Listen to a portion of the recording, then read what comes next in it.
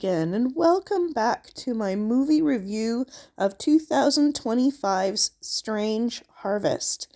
This one was a bit different, so be ready for a bit of a ride.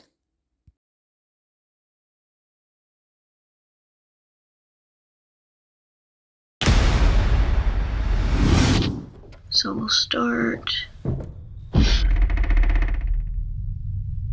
Mom?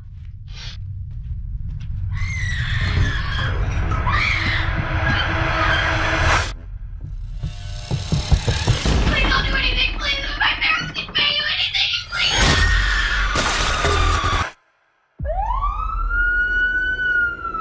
911, what is your emergency?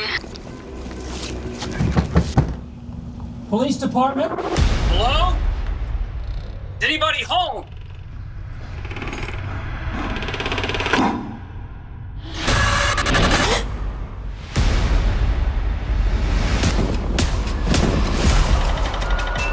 Authorities continue to urge the public to keep a watchful lookout for a serial killer who remains at large and is extremely dangerous.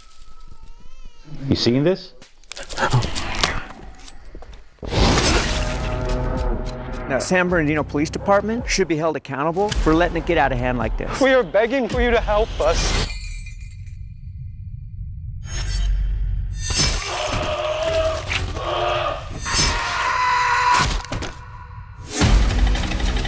Did you make the call, ma'am? Yes, he's in there with my husband.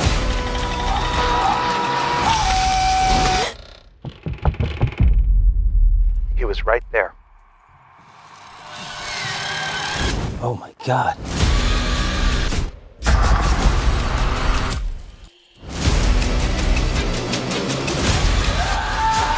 Lizzie?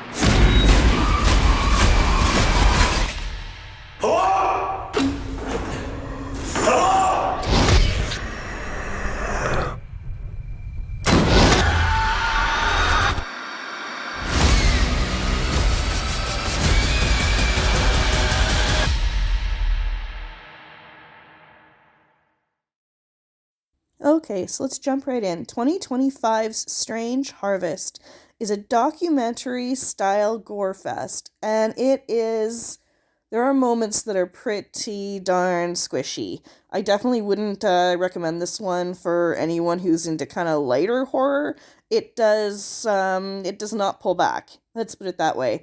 It almost has a few moments that have sort of a Poughkeepsie Tapes feeling to them, at least for me. I found, if you get the reference, there are some definitely, like, almost a little bit too real moments. There's some very real imagery. I'm not going to pull back here on the descriptor and say that one of the weirdest deaths I think I've ever seen in a horror movie was in this one, and it was exsanguination by leech. Not one leech, millions of leeches that were particularly bred and put in a pool surrounded by chain link fence and chunks of glass that he then put a person in that spent days in there being exsanguinated by the leech.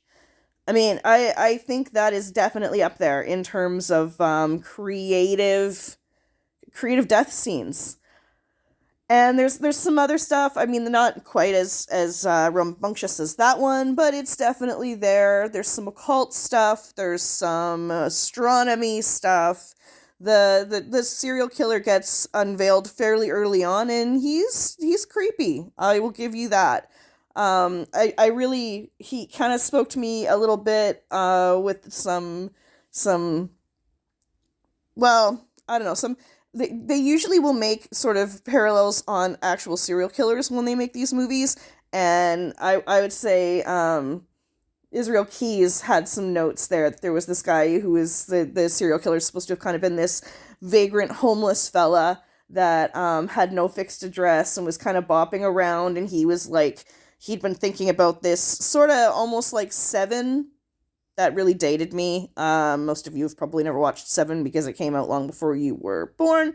But just that notion of that he had set all these things up years in advance in some cases to have them prepped for the victims to try and meet this. He taunts the police with this idea that if he kills a certain number of people before this lunar thingamajig or whatever, there's some rebirth type occulty stuff. I won't get into it too much. I don't want to spoil everything about the movie. I quite enjoyed it. I'll say that it was different.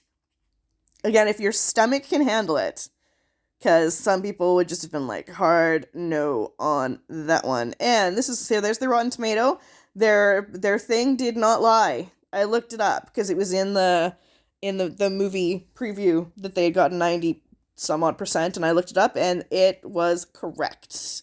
So I give it a 9 out of 10. Here's baby me, baby queen of Canada. If you like this content, if you want to see some more of my movie reviews, I'm just getting started and I'm loving every minute of it. So please like and subscribe. If there's any movies you'd like to see reviews of, feel free to leave them in the comments and I will get back to you on them as soon as possible. This movie can be found on Paramount Plus in case anyone wants to track it down. Thanks so much and have an awesome day.